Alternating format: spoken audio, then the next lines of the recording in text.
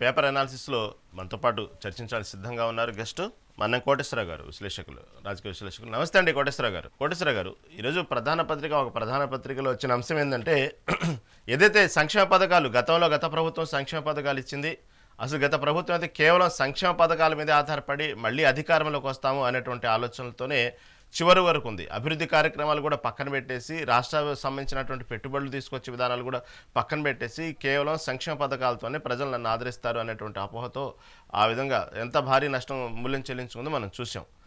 ఇప్పుడు ఉన్నటువంటి ప్రభుత్వం చూస్తే ప్రభుత్వంలో ఉన్నటువంటి ఆ పథకాలు ఏదైతే ఉన్నాయో ఇంచుమించుగా అలాంటివి అమలు చేస్తూ గతంలో ఏదైతే తల్లికి వందనం లాంటి అమ్మఒడి పథకం ఉంది, ఇప్పుడు తల్లికి వందనం సంబంధించింది చూసేటప్పటికీ ఒక ప్రధాన పత్రిక తీసుకున్న అంశం అసలు తల్లికి వందనం వల్ల రాష్ట్రంలో జిఎస్టీ జోష్ పెరిగిపోయింది. ఎప్పటి నుంచో కలలుగన్నటువంటి మధ్యతరగతి పరిధిలో ఒకసారిగా తల్లికి వందనం తీసుకునేటప్పటికీ ఎప్పటి నుంచో కొనుక్కోవాలనుకున్నటువంటి టూ వీలర్లు కొనుక్కున్నారనో, కొన్ని వస్తువులు కొనుక్కున్నారనో, ఇంట్లో గృహోపకరణాలు ఎన్నో కలలుగన్నటువంటి గృహోపకరణాలు కొన్నారనో, అసలు కొందరైతే బంగారం కొనుక్కొని ఇంట్లో దాచిపెట్టుకున్నారనో, ఒక అతనైతే డైరెక్ట్గా ఇంట్లో 3 పిల్లలు ఉన్నారు, ఆ డబ్బులతో వచ్చిన వాటిని మొత్తం నేను ఆటో కొనుక్కున్నాను. ఇలా రకరకాలుగా వాస్తవంగా ఒక్కసారిగా రాష్ట్రంలో జిఎస్టీ జోష్ అనేది జూలైలో ప్రకటించిన తల్లి వందనం తర్వాత ఇటు ఆగస్టులో ఒక్కసారిగా జిఎస్టీ పెరిగినప్పటికీ కూడా దానికి సంబంధించిన ప్రభావం మొత్తం ఆంధ్రప్రదేశ్ ఒక్కసారిగా జిఎస్టీ జోష్ పెరగడానికి మాత్రం తల్లికి వందనమే ప్రధాన కారణం అన్నట్టు ఓవరాల్గా చెప్పుకుంటున్నారండి. దీని అంతగా జిఎస్టీ జోష్ పెరిగి అంత తల్లికి వందనం మనీ రొటేట్ అయింది అంటారా స్టేట్లో? రహీం గారు, అది అతిశయోక్తి అనేది నా అభిప్రాయం. అలా అనుకున్నట్లయితే తెలంగాణలో కూడా మరి అటువంటి కార్యక్రమం లేకపోయినా కానీ వాహనాల విక్రయాలు సెప్టెంబర్ 22వ తారీఖు తర్వాత, అంటే జిఎస్టి 10% తగ్గిన తర్వాత ఏ విధంగా పెరిగాయో మనం చూసాం. అందువల్ల తల్లికి వందనంతో, ఒకవేళ తల్లికి వందనమే అనుకున్నప్పుడు 3 పిల్లలు లేదా 4 పిల్లలు ఉన్నా 4 13 52,000 రూపాయలు మాత్రం వస్తాయి. 52,000 రూపాయలతోటి ఇవాళ బంగారం కొనుగోలు చేయాలంటే ఎంత బంగారం కొనుగోలు చేస్తారు? 1,10,000 రూపాయలు 10 గ్రాముల బంగారం 1,10,000, 1,15,000 దాకా ఉంటాయి. అందుకని ఇవన్నీ ఏంటంటే కొంతమంది సామాజిక మాధ్యమంలో కావచ్చు, లేదా కొన్ని పత్రికల్లో కావచ్చు, ప్రభుత్వానికి ప్రతిష్టను ఆపాదిస్తూ లేనటువంటి దాన్ని చేస్తున్నారు. అదే పథకం కింద గతంలో జగన్మోహన్ రెడ్డి గారి హయాంలో కూడా 4 సంవత్సరాల పాటు వరుసగా 13,000 చొప్పున ఎంత కొంతమంది పిల్లలకి ఇచ్చారు కదా. అందుకని ఇవన్నీ కూడా ఏంటంటే అతిశయక్తితో కూడినటువంటి అంశాలు. రెండవది, ఈ జిఎస్టి గురించి కేంద్ర ప్రభుత్వం పెద్ద ఎత్తున ప్రచారం చేసుకుంటా ఉంది. దానికి ఎందుకు బీజేపీ ఆ విధమైనటువంటి చేస్తా ఉందంటే బీహార్ అసెంబ్లీ ఎన్నికలను. కానీ బీజేపీని, నరేంద్ర మోడీ గారిని ప్రసన్నం చేసుకునేందుకు చంద్రబాబు నాయుడు కూడా ఈ జిఎస్టి గురించి మొత్తం ఊరు వాడ అంతా ప్రచారం చేయాలి. ఏదో మొత్తం అంతా తిరుగుబడిపోయినట్లు, తెల్లవారేసరికి జనజీవితాలన్నీ కూడా ఇబ్బడి ముబ్బడిగా మెరుగుపడినట్లు ఒక చిత్రీకరణ చేస్తున్నారనేది మనకి కనిపిస్తా ఉంది. అందుకని మొదటి నెలలో మనం చూసాం, అందరం మీడియాలో ఉన్నటువంటి అందరికీ తెలుసు, జిఎస్టి 10% తగ్గుతుంది అన్న తర్వాత ఎప్పుడైతే ఆగస్టులో ఆ విధమైనటువంటి సూచనలు, ప్రకటనలు వచ్చాయో అప్పటి నుంచి కొనుగోలు చేయడం మానేశారు అందరూ. అవును, ముఖ్యంగా ఈ గృహోపకరణాలు కావచ్చు, లేకపోతే ఏవైతే ఈ ఉన్నత లేదా దిగువ మధ్య తరగతి వాళ్ళు ఎక్కువగా కొనుగోలు చేసేటువంటి ఇవన్నీ కూడా ఆపేశారు. ఎందుకని 10% జిఎస్టి అంటే తక్కువేం కాదు కదా. కార్లు కావచ్చు, బైకులు కావచ్చు, లేదా ఇతర గృహోపకరణాలు, ఎలక్ట్రానిక్ వస్తువులు, ఇవన్నీ కూడా. అందుకని దాన్ని చూపించి ఇది మొత్తం అయిపోయింది అన్నట్టుగా చెప్పడం అనేది అతిశయోక్తి అనేది నా అభిప్రాయం. నిజానికి ఒక 6 నెలల తర్వాత మొత్తం సగటున ఎంత పెరిగింది, ఏమిటి, ఏ వస్తువుల మీద జిఎస్టి అదనంగా వచ్చింది, అది తాత్కాలికంగా పెరిగినటువంటిదా లేకపోతే అది రొటీన్ అవుతుందా ఏమిటనేటువంటిది ఒక 6 నెలల్లో, ఏడాది పాటు అధ్యయనం చేసిన తర్వాత కొన్ని నిర్ధారణలకు రావడం సమంజసం. అవి ఏమైనా కావచ్చు, అనుకూలమైన కావచ్చు, వ్యతిరేకమైన కావచ్చు. కానీ ముందుగానే ఈ విధమైనటువంటి ప్రచారం చేయడం అనేటువంటిది అతిశయోక్తి. దానివల్ల, అటువంటి ప్రచారం వల్ల ఆ చేసేటువంటి వాళ్ళకంటే ఆ ప్రచారానికి గురైనటువంటి రాజకీయ నాయకులు కావచ్చు, పార్టీలు కావచ్చు, ప్రభుత్వాలు కావచ్చు, రాబోయేటువంటి రోజుల్లో వాళ్ళకే నష్టం జరుగుతుందనేది గమనించాలి. అంటే వాస్తవం మీరు చెప్పినట్టు దసరా ఆఫరో లేకపోతే దీపావళి ఆఫర్లో ఇలా పండగ సంబంధించిన ఆఫర్లు వచ్చినప్పుడు కేవలం ఆఫర్లో ఒక హెల్మెట్ ఫ్రీ అనో లేకపోతే బైక్ మీద ఒక 1000 రూపాయలు తగ్గింపనో లేదా డౌన్ పేమెంట్ ఇంతకే ఇస్తామంటేనో ఎగబడుతుంటారు, క్యూలు కడుతుంటారు. మీరు చెప్పినట్టుగా 10% అంటే ఇక అది మామూలు విషయం కాదు వాస్తవం కొనుగోలుదారులకి దానికి సంబంధించి. తర్వాత ఇంకొక దానికి సంబంధించి ప్రధానంగా ఇంకో అంశం తీసుకుంటే ఈ గతంలో ఉన్నటువంటి తల్లికి వందనం అమ్మఒడి ఇప్పుడు తల్లికి వందనం తీసుకున్నప్పటికీ కూడా గతంలో ఉన్నటువంటి వైసీపీ ప్రభుత్వం ముక్కలు ముక్కలుగా విడతలుగా ఇవ్వటం వల్ల దాన్ని ఎటు ఉపయోగం లేకుండా పోయింది అనేటువంటి విషయాన్ని చెప్పుకుంటున్నారు. వాస్తవంగా గత ప్రభుత్వం ఇచ్చినప్పుడు కూడా తల్లికి వందనము లేకపోతే అమ్మఒడిలు ఇచ్చినప్పటికి కూడా ఏ రోజు దానికి సంబంధించినటువంటి ఉపయోగం అయితే ఏ ఉద్దేశంతో ఆ పథకం ప్రవేశపెట్టారో ఆ స్థాయిలో అయితే ఉపయోగం జరగలేదు గతంలో కూడా. ఇప్పుడే కాదు, ఇప్పుడు ఇక్కడ ఓపెన్గా చెప్తున్నారు ఈ తల్లికి వందనం డబ్బులు వచ్చినందువల్ల ఎందుకు ఇస్తున్నారు, పర్పస్ ఏంది, అసలు ఇదే పర్పస్ మీద ఆ పథకం ఇస్తున్నారు, దాన్ని తీసేసి మేము అవి కొన్నాం అంటూ ఇచ్చిన పర్పస్నే మర్చిపోయి ప్రభుత్వాలు కూడా దాన్ని రూట్ మార్చి మాట్లాడుతున్నాయి. గత ప్రభుత్వం కూడా ఇదే విధంగా పిల్లల చదువుల కోసం ఇచ్చినటువంటి పథకం ఏదైతే ఉందో అదైపోయి భారీగా పండగ ముందు విడుదల చేశారు కాబట్టి ఈ విధంగా మార్కెట్లో బాగా కొనుగోలు శక్తి పెరిగింది, లేకపోతే తల్లిదండ్రులు హర్షం వ్యక్తం చేస్తున్నారు, ఈ కొనుక్కున్నారు. అసలు పర్పస్ ఏంది, కొనుక్కోవటానికి ఇస్తున్నారు ఆ పథకం లేకపోతే పిల్లల చదువులకు ఇస్తున్నారు అర్థం కావట్లేదు సార్. ఇప్పుడు ఈ పథకాలన్నీ కూడా వీటి పర్పస్ వేరు, కానీ ఆ మీడియాలో వచ్చినటువంటి కథనాలు కావచ్చు, వాస్తవంలో మనం చూస్తున్నటువంటి కావచ్చు, వాటిని దేనికి ఉపయోగిస్తున్నారు, దేనికి ఉపయోగించాలి అనేటువంటిది ఒక ప్రధానమైనటువంటి చర్చ. ఉదాహరణకు దేశవ్యాప్తంగా 2 తెలుగు రాష్ట్రాల్లో కూడా ఎనీమియా అనేటువంటిది ఒక ప్రధానమైనటువంటి సమస్యగా ఉంది. మహిళలు, పిల్లలు, చివరికి పురుషుల్లో కూడా రక్తహీనత అనేటువంటి ఒక సమస్యగా ఉంది. అవును. మరి ఈ విధమైనటువంటి పథకాల ద్వారా వచ్చినటువంటి నిధులతోటి కుటుంబాల్లో పోషకాహారాన్ని లేదా ఎనీమియా రక్తహీనతను నివారించడానికి, ఎందుకంటే ఎనీమియా తోటి అనేకమైనటువంటి ఆరోగ్య సమస్యలతో పాటు ఉత్పత్తికి కూడా, ఎందుకంటే ఏదైనా కారణంతో పని చేయలేకపోయినా లేకపోతే సెలవులు పెట్టాల్సి వచ్చినా ఉత్పత్తికి కూడా నష్టం ఒక విధంగా ఆర్థికంగా మనం చూసుకున్నప్పుడు. మరి అటువంటి ఈ పథకాలన్నీ గతంలో చంద్రబాబు నాయుడు గారు కూడా అనేక సంక్షేమ పథకాలు అమలు చేశారు, తర్వాత జగన్మోహన్ రెడ్డి వాటిని కొనసాగించారు. తెలంగాణలో బీఆర్ఎస్ ప్రభుత్వం కూడా అమలు జరుపుకున్న సంక్షేమ పథకాలు తక్కువేం కాదు. కానీ జనాలు అవసరమైనటువంటి దానికంటే, అంటే ఆరోగ్యము లేదా విద్య ఇటువంటి వాటికంటే కన్జ్యూమరిజం అంటే వినియోగ వస్తువులు, ముఖ్యంగా ఎలక్ట్రానిక్స్ ఇటువంటి వాటి పట్ల జనం ఇటీవల కాలంలో మోజు పెరిగి ఏమైనా సరే ఒక సెల్ ఫోన్, కొత్తగా ఫోన్ వచ్చిందంటే మనం చూసాం మొన్న కొన్ని చోట్ల స్టోర్లలో ఐఫోన్ వస్తే జనం ఏ విధంగా తొక్కిసలాటకి దిగారో, పోలీసులు కూడా రంగ ప్రవేశం చేయాల్సి వచ్చిందో చూసాం. ఈ విధమైనటువంటి వెర్రి వ్యామోహం అనేటువంటిది అంటే పైనుంచి కింది వరకు, అంటే ఆర్థికంగా ఉన్నత స్థానాల్లో ఉన్నటువంటి వాళ్ళ దగ్గర నుంచి దిగువ స్థానం వరకు కనిపిస్తా ఉంది. ఎందుకని ఒకసారి జబ్బు, ఒక వైరస్ ప్రారంభమైన తర్వాత అది స్త్రీ పురుషుల, లేకపోతే తెలంగాణ, ఆంధ్రాన, లేకపోతే గుజరాత్ ఇట్లా ఏమి చూడద్దు, మొత్తం సర్వవ్యాప్తం అవుతుంది. ఈ కన్జ్యూమరిజం కూడా అట్లాంటిదే.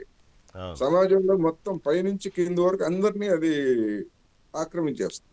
అందుకని మీడియా పాత్ర ఏ విధంగా ఉండాలంటే ఎడ్యుకేట్ చేసే విధంగా ఉండాలి. విమర్శించవచ్చు, మీడియా కూడా విమర్శించవచ్చు. జనం చేస్తున్నది ప్రతిసారి రైట్ అని చెప్పక్కర్లేదు. జనం కూడా పొరపాట్లు చేస్తారు. జనం కూడా పొరపాట్లు చేయకపోతే అవాంఛనీయమైనటువంటి శక్తులు అందరూ, నేర చరిత్ర కలిగినటువంటి వాళ్ళు, అత్యాచారాలు చేసినటువంటి వాళ్ళు, వీళ్ళందరూ చట్టసభలకు ఎట్లా ఎన్నికవుతున్నారు తెలియదా జనానికి? వాళ్ళ హిస్టరీ గురించి, వాళ్ళ మీద ఉన్న కేసుల గురించి ముందుగానే ఏడీఆర్ లాంటి సంస్థలన్నీ కూడా జనానికి తెలియజేస్తున్నాయి కదా. మరి అటువంటి వాళ్ళని ఎన్నుకుంటున్నారంటే ఓటర్లు, తప్పిదం ఓటర్ల వైపు నుంచి లేదా లోపం? అందుకని మీడియా ఆ పాత్ర ఉండాలి, అంతేగాని భ్రమలు కల్పించడం అనేటువంటిది చేయొద్దు. రెండోది, ఇప్పుడు పెట్టుబడుల గురించి కూడా పెద్ద హైప్ నడుస్తూ ఉంది. అన్ని రాష్ట్రాల్లో నడుస్తూ ఉంది, ఆంధ్రప్రదేశ్ లో ఇంకా ఎక్కువ నడుస్తూ ఉంది. ఇదే చంద్రబాబు నాయుడు గారు 2014, 2019 మధ్య ఎంత హైప్ సృష్టించారో, అన్ని లక్షల కోట్లు, ఇన్ని లక్షల కోట్లు వచ్చినాయని చెప్పేసి చెప్పారు. అవన్నీ వాటన్నిటి మీద ఒక శ్వేతపత్రం ప్రకటించమనండి, వాటి బండారం ఏంటో తేలుతుంది. తెలంగాణ కావచ్చు, ఆంధ్రప్రదేశ్ కావచ్చు, యావత్ దేశం కావచ్చు. వాటి శ్వేతపత్రం ప్రకటిస్తే ఎన్ని ఎంఓయూస్ చేసుకున్నారు, వాటి విలువ ఎంత, అప్పుడు చెప్పింది ఎంత, యాక్చువల్ గా అమల్లోకి వచ్చిందంత అనేటువంటిది కనుక చెప్తే జనానికి వాస్తవం ఏంటో అర్థం. ఏ పథకమైనా చంద్రబాబు నాయుడు గానో లేకపోతే ఒక రేవంత్ రెడ్డి గారనో లేదా కేసీఆర్ అనో వ్యక్తిగతంగా మనం వాళ్ళని తీసుకోవాల్సినటువంటి అవసరమే లేదు. రెండోది మీరు ఇందాక మొదట మాట అన్నారు, పెట్టుబడులు ఆస్తుల కల్పన అనేటువంటిది. చంద్రబాబు నాయుడు పాలన చూసినా, కేసీఆర్ పాలన చూసినా, జగన్మోహన్ రెడ్డి పాలన చూసినా, లేదా ఇతర రాష్ట్రాలన్నింటి పాలన చూసినా కానివ్వండి, క్యాపిటల్ ఇన్వెస్ట్మెంట్, బడ్జెట్ లో క్యాపిటల్ ఇన్వెస్ట్మెంట్ అనేటువంటిది ఒకే విధంగా ఉంటుంది. ఎవరికి అదనంగా కేటాయించి క్యాపిటల్ ఇన్వెస్ట్మెంట్ అంటే శాశ్వత ఆస్తులు మీన్ అది ఉపాధి కల్పిస్తుంది, రాష్ట్రానికి ఆదాయ వనరులుగా ఉంటాయి. అటువంటి వాటి పట్ల వీళ్ళకి శ్రద్ధ లేదు. ఎందుకు శ్రద్ధ లేదంటే 1991లో నూతన ఆర్థిక విధానాల పేరుతోటి అమల్లోకి తెచ్చినటువంటి దాని ప్రకారం రాష్ట్ర ప్రభుత్వాలు గాని, కేంద్ర ప్రభుత్వాలు గాని పరిశ్రమలు, వ్యాపారాల్లో పెట్టుబడులు పెట్టకూడదు. మీరు చూడండి, అప్పటి వరకు ఉన్నటువంటి పెట్టుబడులు ముఖ్యంగా కొన్ని రక్షణ రంగంలో కొన్ని సంస్థలు వచ్చాయి తప్ప అనివార్యమైన పరిస్థితుల్లో మిగిలినటువంటి రంగాల్లో ఎక్కడా కూడా ప్రభుత్వ రంగ సంస్థలు అనేవి కొత్తగా ఏమి రాలేదు, పెట్టుబడులు పెట్టలేదు. ఉన్నటువంటి వాటిని తెగనమ్మేస్తున్నారు. మరి ఇంక వీళ్ళు క్యాపిటల్ ఇన్వెస్ట్మెంట్ దేనికి పెడతారు అనేటువంటిది సమస్య. దేనికి పెడుతున్నారు అంటే రోడ్లకు పెడుతున్నారు. ఆ రోడ్లకు పెట్టేటువంటి క్యాపిటల్ ఇన్వెస్ట్మెంట్ దగ్గర అది కూడా ఎంతైతే పెడుతున్నారో అంతకంటే మన దగ్గర నుంచి టోలు వసూలు చేస్తున్నారు కదా. మన దగ్గర నుంచి వసూలు చేస్తున్నటువంటి టోల్ ఎక్కడికి పోతా ఉంది? అంతేగా, అన్ని చూడాలి, అభివృద్ధి కార్యక్రమం కనబడాలిగా, రోడ్డు మార్గాలు అభివృద్ధి చెందాలి. ఎప్పటికీ అలాగే ఉన్నాయి రోడ్లు, ఇప్పటికి కూడా ప్రైవేట్ కంపెనీల చేతుల్లోకి వెళ్తా ఉంది, లేదా ప్రభుత్వం నేషనల్ హైవేస్ దానికైతే ప్రభుత్వం చేతుల్లోకి వెళ్తా ఉంది. వాటినే మళ్ళా ఖర్చు పెట్టి ఇదిగో మా ఘనత అన్నారు. మరి మనం ఇచ్చినటువంటి రోడ్డు ట్యాక్స్ ఏమిటి, టోల్ ట్యాక్స్ ఏమిటి, లేకపోతే పెట్రోల్ డీజిల్ మీద మనం చెల్లిస్తున్నటువంటి పన్నులు ఏమిటి? మరి జనానికి కూడా క్రెడిట్ ఇవ్వాలి కదా. కానీ అంటే మన ప్రచారం, మన మీడియా ప్రాపగండా ఇట్లా ఉన్నది. గతంలో ఇదే సంక్షేమ పథకాల గురించి మాట్లాడుకుంటే గతంలో కూడా ఇదే ఆటో డ్రైవర్లకు ఇచ్చినప్పుడు ప్రభుత్వం, ఇదే ఇప్పుడున్న అధికారంలో ప్రభుత్వం ప్రతిపక్షం ఉన్నప్పుడు ఇదే స్థాయిలో విమర్శించింది. ఆటో డ్రైవర్లకు ఇచ్చే పథకాల్లో దానికి ఇంత ఇస్తున్నారు, ఇన్సూరెన్స్ రూపంలో ఎంత తీసుకుంటున్నారు, లేకపోతే ఆర్టీఓ సంబంధించినట్టు అధికారులు దాడులతో ఎంత తీసుకుంటున్నారు, కాకపోతే ఆటో డ్రైవర్ల సమస్యలు ఇదే విధంగా మాట్లాడే ప్రభుత్వం మళ్ళీ అదే రూట్లో, కాకపోతే ఇందాక చెప్పినట్టు అమ్మఒడి, ఇప్పుడు తల్లికి వందనం, గతంలో ఉన్నట్టు ఆటో డ్రైవర్ల పథకం వేరు, ఇప్పుడున్న పథకం వేరు, అదే మూసధోరణి వెళ్తా ఉంది. వాస్తవంగా ఆటో డ్రైవర్లకు ఆ 15 ఇచ్చినంత మాత్రాన వాళ్ళు ఇప్పుడు వచ్చినటువంటి ఫ్రీ బస్ వల్ల జరిగిన నష్టాన్ని అయితే వీళ్ళని భారీగా పూడ్చలేరు. ఏదైనప్పటికీ కూడా ఇక్కడ ఓవరాల్గా చెప్పేది అంటే ఒకేసారి సొమ్ము అనేది చేతులు అందటం వల్ల కొనుగోలు శక్తి అయితే పెరిగిపోయింది. ఆంధ్రప్రదేశ్లో భారీగా జీఎస్టీ పెరిగిపోయింది. రాష్ట్రం మొత్తం ఈ వస్తు మార్పిడి, అదే డబ్బు మార్పిడి కానివ్వండి, ఏమైనా కానివ్వండి, కొనుగోలు శక్తి పెరగటం వల్ల ఒకసారిగా రాష్ట్రం కళకళలాడుతుంది అనేది ఓవరాల్గా చెప్పుకోవాల్సిన విషయం. ఇంకొక ప్రధాన అంశం ఏంటంటే కోటేశ్వరరావు గారు, గత ప్రభుత్వంలో ఏదైతే జరిగినటువంటి మద్యం విషయంలో ప్రధానంగా అపవాదం ముట్టగట్టుకుంది వైసీపీ ప్రభుత్వం. మద్యం అనేది ఎంత ప్రభావం చూపిందంటే కేవలం మద్యం ప్రియులకే కాదు, ఆ మద్యానికి సంబంధించినటువంటి ఎవరైతే కుటుంబ సభ్యులు, మద్యం దాగి మందుబాబుల కుటుంబ సభ్యులతో పాటు రాష్ట్రం మొత్తం కూడా ఈ మద్యమే ప్రధానంగా హైలైట్ అయింది. కన్నుని చావుకు 100 శాపాలు అన్నట్టు ప్రధానమైన సింహభాగం మాత్రం వైసీపీలో మద్యం కూడా ఒకటి తీసుకోవాలి. గతంలో నాసిరకం బ్రాండీలు కానివ్వండి, తాగినటువంటి వ్యక్తి అనేక అనారోగ్యాలు పారాడు నాసిరకం మద్యం తాగడం వల్ల. గతంలో తాగినప్పుడు ఆ కుటుంబ సభ్యులు, అతను సంబంధించిన తండ్రి ఎవరో ఈ విధంగా లేరు, ఆ నాసిరకం మద్యం తాగటం వల్లే కుటుంబ సభ్యులు ఈ విధంగా అనారోగ్యం పాలయ్యారు అనే విషయాన్ని బాగా హైలైట్ చేశారు. వాస్తవంగా అలాంటి నాసిరకం మద్యమే బాగా గతంలో జరిగింది. మళ్ళీ ఇదే ఇప్పుడు వచ్చినటువంటి ప్రభుత్వం కూడా ఇలాగే నిన్న చూస్తే చిత్తూరు జిల్లాలో నాసిరకం మద్యం అసలు భారీగా తయారవుతూ దానికి సంబంధించినటువంటి గతంలో వైసీపీ ప్రభుత్వంలో నాసిరకం మద్యము ప్లస్ వాళ్ళ సొంత బ్రాండ్లు ఈసారి వీళ్ళు నాసి రకం మద్యంతో పాటు ఉన్న ఒరిజినల్ బ్రాండ్ స్టిక్కర్లు అంటిస్తూ టీడీపీ నాయకులు కూడా పట్టుబట్టుకున్నారు. దానికి సంబంధించినటువంటి సస్పెండ్ కూడా చేసింది పార్టీ. నాకు సంబంధం లేదు, నేను వేరే దేశంలో ఉన్నానంటూ వీడియో కాల్ పెట్టినప్పటికీ కూడా ఇక్కడ పార్టీ సస్పెండ్ చేసింది. దానికి సంబంధించి కొన్ని ఆధారాలు ఉన్నాయి కాబట్టి సస్పెండ్ చేసి ఉండొచ్చు. ఏమైనప్పుడు కూడా ఈ నకిలీ మద్యం అనేది బ్రాండెడ్ స్టిక్కర్లు అంటించి అమ్మటం ఒకటి. ఎందుకు ప్రధానంగా ఇదే వనరుగా చూస్తున్నారు రాజకీయ నాయకులు? గత ప్రభుత్వం చూసినా ఎప్పుడు చూసినా ఈ మద్యం మీదే ఎందుకు ఇంతగా డిపెండ్ అవుతున్నారు? రాజకీయ నాయకుల సంబంధించిన వనరు ఇదే ప్రధానంగా ఎందుకు తీసుకుంటున్నారు? మళ్ళీ ఇది ఈ ప్రభుత్వం కూడా నకిలీ మద్యానికి ఎందుకు అలవాటు అవుతున్నారు? ప్రజలు ఈ విధంగా తీసుకెళ్ళడానికి దీన్ని ఎందుకు తీసుకుంటున్నారంటే ఎందుకు భారీగా దానికి సంబంధించినటువంటి డబ్బు కనబడిద్ది కాబట్టి ఎలా తీసుకోవాలండి దీనికి? ఇప్పుడు మద్యానికి సంబంధించి గత ప్రభుత్వమే విక్రయించింది, దుకాణాలను ఏర్పాటు చేసి. ఒకటి. రెండోది, దానిలో చీప్ లిక్కరు లేకపోతే ఈ కొత్త కొత్త రకాల బ్రాండ్లు చేశారా, అది ఆరోగ్యానికి హానికరమా కాదా అనేటువంటిది ఒక ప్రధానమైనటువంటి చర్చ. చీప్ లిక్కర్ ఎప్పుడైనా ఎక్కడైనా అది అందజేస్తే అది ఆరోగ్యానికి హానికరమే, అందులో ఎలాంటి సందేహం లేదు. ఇప్పుడున్నటువంటి ప్రభుత్వం ఏం చేస్తా ఉంది, మరి ప్రైవేట్ వాళ్ళకి అప్పగించింది. ప్రైవేట్ వాళ్ళకి అప్పగిస్తుందంటే మరి ఎమ్మెల్యేలు లేకపోతే అధికార పార్టీకి చెందినటువంటి వాళ్ళు ప్రత్యక్షంగా పరోక్షంగా ఎంతమంది ఇప్పుడు రంగంలోకి దిగారు? ఎందుకు రంగంలోకి దిగారంటే ఇప్పుడు మీరు చెప్పినటువంటి బ్రాండ్స్ ఏవైతే ఉన్నాయో దొంగ స్టిక్కర్లు వేసి, నకిలీ స్టిక్కర్లు వేసి, నకిలీ మద్యాన్ని విక్రయించడానికి మాఫియా, మద్యం మాఫియా.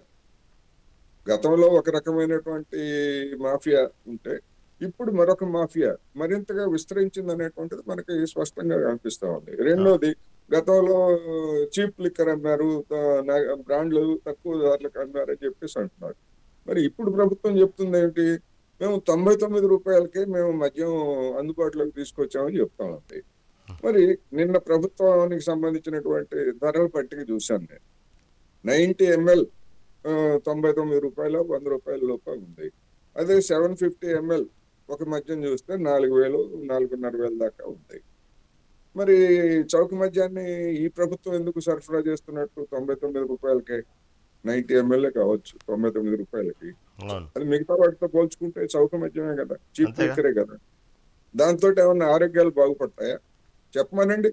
ఏ నాయకుడిని కానీ లేదా ఆ పార్టీని సమర్థించేటువంటి ఆ ప్రభుత్వాన్ని సమర్థించేటువంటి మేధావులను కానీ వైద్యులను కానీ ఎవరినైనా చెప్పమనండి.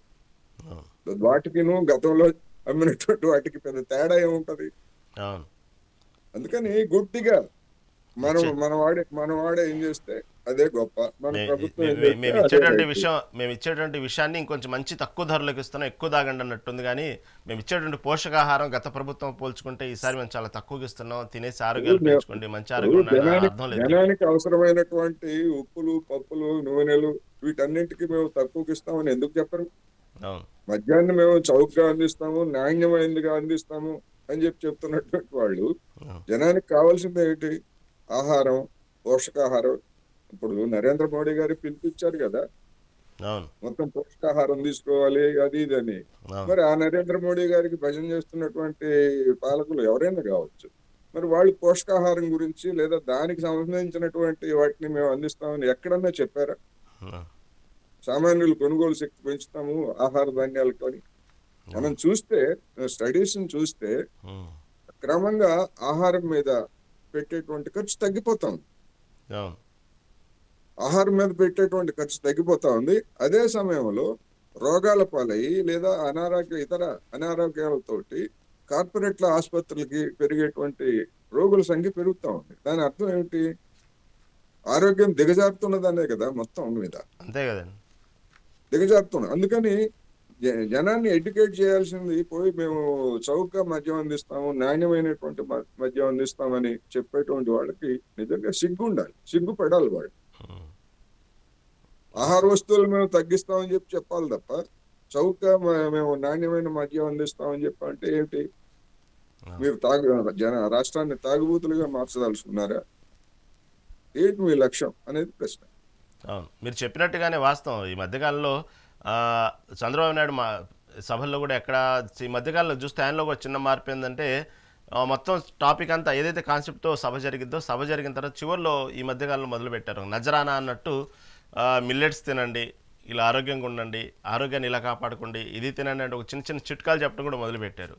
మరి ఆయన చెప్పినట్టు అంత అంత ప్రజల మీద అంతగా ఆరోగ్యం మీద శ్రద్ధ ఉంటే అలాంటికి సంబంధించినటువంటి ఏదైతే మిల్లెట్సో లేకపోతే పౌష్టికాహారాలు లేకపోతే డి విటమిన్ సంబంధించి మహిళా లోపాలు ఎక్కువగా ఉంటున్నాయో ఇలా ఏదో ఒక ఈ మధ్యకాలంలో అక్కడక్కడ ఒక మీటింగ్లో చివరిలో ఒక నజరాన్లా చెప్పడం మొదలు పెట్టడం జరిగింది ఆయన చూస్తే ఆరోగ్యం గురించి. మళ్ళీ మీరు చెప్పినట్టు దానికి ఇంపార్టెన్స్ ఇచ్చి దానికి సంబంధించినటువంటి ఏదైతే ఈ సంక్షేమ పథకాలు లేకపోతే చీఫ్ లిక్కర్ ₹99 ఇచ్చే బదులు దానికి ఒక ప్రణాళికబద్ధంగా ముందుకెళ్ళొచ్చు. ఇప్పుడు చౌక దుకాణాల వ్యవస్థ ఉన్నది, పంపిణీ వ్యవస్థ ఉన్నది. ఆ పంపిణీ వ్యవస్థ ద్వారా జనానికి అవసరమైనటువంటి నిత్యావసర వస్తువులని తక్కువ ధరలకి నాణ్యమైన వాటిని అందిస్తామని ఎందుకు చెప్పరు? ప్రభుత్వాలకు ఆ మాత్రం బాధ్యత లేదా? మద్యం అందించేటువంటి బాధ్యత ఉన్నది. మద్యం ఎందుకు అందిస్తున్నారంటే మద్యం అనేటువంటిది ఒక ప్రధానమైనటువంటి ఆదాయ వనరుగా మారింది. అసలైన కారణం అది చెప్పరు. మెయిన్ అది అదే చెప్పరు. దాని మీద అంతా డిపెండ్ అయ్యారు రాజకీయ నాయకులు, పార్టీలు అదే డిపెండ్ అయింది. ఎవరికి ఏ నియోజకవర్గానికి సంబంధించి ఆ నియోజకవర్గ నాయకులు కూడా దాని మీదే ప్రధానంగా డిపెండ్ అయ్యారు. నెక్స్ట్ మళ్ళీ అధికారంలో రావాలంటే దాని మీదే డిపెండ్ అయ్యారు. ఓవరాల్గా మొత్తం దాని మీదే నడుస్తుంది. ఒక రకంగా చూసుకుంటే ఇండైరెక్ట్గా ప్రభుత్వం నడుస్తుందంటే అందరూ చెప్పే మాటే. కాకపోతే ఇప్పుడు ఎవరికి వాళ్ళు ఏమయ్యారంటే దానికి సంబంధించినటువంటి ప్రధాన వనరుగా దానికి సంబంధించి కొంతమంది మంత్రులు తీసుకుంటున్నారు, దాన్నే బేస్గా నడుపుతున్నారు. ఏదైతే బినామీ పేర్లు పెట్టినప్పుడు కూడా దాని మీద ఎక్కువగా ఆధారపడుతున్నారు. ఈ మధ్యకాలంలో చూసుకుంటే గత 10 ఏళ్లలో ఎక్కువైపోయింది ఈ విధంగా మద్యం మీద ఆధారపడటం అనేది రాజకీయ నాయకులు ప్రధానంగా బినామీ పేర్లతో. ఒక పరిశ్రమ పెట్టి ఒక ఉత్పత్తిని తయారు చేసి దాన్ని మార్కెటింగ్ చేసి జనంలోకి తీసుకెళ్లి దానిలో లాభాలు ఆర్జించడానికి కొన్ని సంవత్సరాలు పడుతుంది. ఒక బిజినెస్ అయినా అంతే ఎస్టాబ్లిష్ కావడానికి. కానీ ఇదే లిక్కర్ బిజినెస్ లో దిగితే ఉదయం అమ్మితే సాయంత్రానికి లాభం మన చేతుల్లో కనిపిస్తా ఉంది. ఈ విధమైనటువంటి లాభం ఉన్న తర్వాత రాజకీయ నాయకులు దానికి అనుకూలంగా లేకుండా ఎట్లా ఉంటారు? అందుకని చౌక దొడ్డిదారిన అడ్డదారిన లేదా తెల్లవారేసరికి మన చేతుల్లో లక్షలు ఉండాలి, కోట్లు ఉండాలి, దాంతో మళ్ళీ పెట్టుబడి పెట్టాలి. ఇదే సూత్రం. తర్వాత ఇప్పుడు తెలంగాణ రాష్ట్రంలో తీసుకుంటే దీనికి సంబంధించినటువంటి రాజకీయ అంశాలు తీసుకుంటే ప్రధానంగా ఇవాళ సుప్రీంకోర్టుకి సంబంధించినటువంటి బీసీ రిజర్వేషన్ మీద దానికి సంబంధించినటువంటి వాదనలు, ఎందుకంటే రేపు 8వ తారీఖు ఇటు హైకోర్టుకు సంబంధించిన ఇదే రిలేటెడ్గా ఉంది. దీనికి సంబంధించి ఒక ఉత్కంఠ వాతావరణం అయితే నెలకొంది. దీని గురించి సీఎం రేవంత్ రెడ్డి కూడా గట్టిగా మాట్లాడాలి అనేటువంటి వాదనలు వినిపించాలి బీసీ రిజర్వేషన్ మీద అనే అంశం మీద ఉన్నారు. ఇటు పక్క చూస్తే ప్రతిపక్ష పార్టీలంతా ఇదంతా ఒక డ్రామా హైడ్రామానే, చివరికి ఏముండదు, మేము ప్రయత్నించాము కానీ అవ్వలేదు, చూడండి ఈ విధంగా కోర్టులు ఏం తీర్పు ఇచ్చినాయి అనే విషయమే కానీ ఫైనల్గా మాత్రం ఎటువంటి న్యాయం అయితే జరగదు అనేటువంటి విషయం ప్రతిపక్షాలు చెప్తా ఉన్నాయి. దీని నుంచి ప్రభుత్వం మాత్రం చాలా గట్టిగానే రిజర్వేషన్ మీద పోరాడాలనే అంశం మీద ముందుకు వెళ్తూ ఉంది. 8వ తారీఖు లోపు మొత్తం సస్పెన్స్ తెరదీస్తుంది అంటారా? ఒకవేళ తీర్పు ఏ విధంగా వస్తే పరిస్థితులు ఎలా ఉంటాయంటారు? ఇప్పుడు వాస్తవం ఏమిటి, న్యాయ వ్యవస్థలు ఈ అంశాల మీద గతంలో ఏ విధమైనటువంటి తీర్పులు ఇచ్చాయి అనేటువంటిది అందరికీ తెలుసు. కాంగ్రెస్ తానాడే నాటకం తానాడుతూ ఉంది, బీజేపీ అది మరింత జగన్నాటకం ఆడుతూ ఉంది, బీఆర్ఎస్ పార్టీ తానాడినటువంటి నాటకాన్ని తన పాత్రను తాను పోషిస్తూ ఉంది. ఎందుకంటే రాజ్యాంగ సవరణ జరగకుండా ఇప్పుడు ఈబీసీ రిజర్వేషన్ల గురించి కొంతమంది ఈ సందర్భంగా ప్రస్తావన చేస్తున్నారు. దానికి ఇచ్చినట్టుగానే దీనికి కూడా ఇస్తే తప్పేంటి అని. ఎస్, ఈబీసీ రిజర్వేషన్లు అనేటువంటివి ఒక జీవో ద్వారా ఒక నిర్ణయం ద్వారా చేసినప్పటికీ దాన్ని తర్వాత రాజ్యాంగ సవరణ ద్వారా ఆమోదించారు. పార్లమెంట్ ఆమోదించింది, రాజ్యాంగ సవరణ చట్టబద్ధం చేసింది దాన్ని. కానీ ఇవి ఆ విధమైనటువంటి చట్టబద్ధతకి నోచుకోనంత కాలం వీటిని కోర్టులో సవాల్ చేసేటువంటి అవకాశం ఉంటుంది. గతంలో ఇచ్చినటువంటి ఈ అంశం మీద ఇచ్చినటువంటి తీర్పులకి న్యాయస్థానాలు కట్టుబడి ఉంటాయి. ఉదాహరణకు మహారాష్ట్రలో మరాఠాలకు 16% రిజర్వేషన్లు కల్పిస్తూ అక్కడ ఉన్నటువంటి బీజేపీ ప్రభుత్వం ఒక చేసినటువంటి నిర్ణయాన్ని అక్కడ కోర్టు కొట్టేసింది. తర్వాత దాన్ని 10% తగ్గించారు. అయినప్పటికీ రిజర్వేషన్ల శాతం 50% మించింది అనేటువంటిది అది పెండింగ్ లో ఉంది. ఇక్కడ 42% బీసీల రిజర్వేషన్లు 9వ షెడ్యూల్లో పెట్టలేదు, బీజేపీ వ్యతిరేకిస్తా ఉంది, ముందుకు రావట్లేదు అని విమర్శ చేస్తున్నాం కదా మనం అందరం. మరి మహారాష్ట్రలో బీజేపీగా అధికారంలో ఉంది, తాను చేసినటువంటి చట్టాన్ని మరి 9వ షెడ్యూల్లో పెట్టి అక్కడ మరాఠాలకి రిజర్వేషన్ సౌకర్యాన్ని ఎందుకు కల్పించలేదు? అదే అదే అంతే కదా, బీజేపీ చట్టంలో కూడా జరగాలి కదా అన్ని. జరగాలి కదా. అవును. రెండోది, ఎందుకని ఆ పని చేయట్లేదు అంటే, ఆ, మహారాష్ట్ర తన పాలనలో గనక ఆ విధమైనటువంటి నిర్ణయం తీసుకుంటే దేశంలో ఉన్నటువంటి అన్ని రాష్ట్రాల్లో ఆ విధమైనటువంటి డిమాండ్లు వస్తాయి. ఆ, డిమాండ్లు వచ్చిన తర్వాత తిరస్కరించడానికి దానికి ఏమి రీజన్ ఉండదు కదా. అంతేగా. ఏ కారణంతో మహారాష్ట్రలో అయితే ఎందుకు పెట్టావు, ఆంధ్రప్రదేశ్ లో లేదా తెలంగాణలో ఎందుకు మీరు పెట్టరు అనేటువంటిది వస్తాయి. అవును. అన్నిటికీ మించి 9వ షెడ్యూల్లో పెట్టినటువంటి తమిళనాడు రిజర్వేషన్ అవును. శాతం కూడా న్యాయ సమీక్షకు అది నిలవాల్సిందే అవును, మీరు అనేటువంటి చెప్పినట్టు సుప్రీంకోర్టు కోటేశ్వర అంతా తెలుసు, వ్యాఖ్యానించింది. వీళ్ళకు అంతా తెలిసే ఏం జరుగుతుందో తెలుసు, చట్టంలో లోబడైనా జరగాలి. కాకపోతే కేవలం ఇది ఒక ఎన్నికల స్టంటు. దీనికి సంబంధించినటువంటి బీసీలకు ఎప్పటికప్పుడు ఎన్నికల ముందు ఇచ్చేటువంటి హామీ ఇంతే. దానికి సంబంధించి ఏ విధంగా జరుగుతుందో అన్నీ తెలుసు. ఇదంతా ఒక రాజకీయ క్రీడగా నడుస్తుంది. చూద్దాం మళ్ళీ 8వ తారీఖు కోర్టు ఏం తీర్పిచ్చిందో, ఈరోజు సుప్రీంకోర్టు వాదన ఏం ఇచ్చిందో. చక్కటి విశ్లేషణ అందించినందుకు ధన్యవాదాలండి మన కోటేశ్వర గారు. అది ఇవాటి మార్నింగ్ పేపర్ అనాలిసిస్. చూస్తూనే ఉండండి మెగా 9 టీవీ.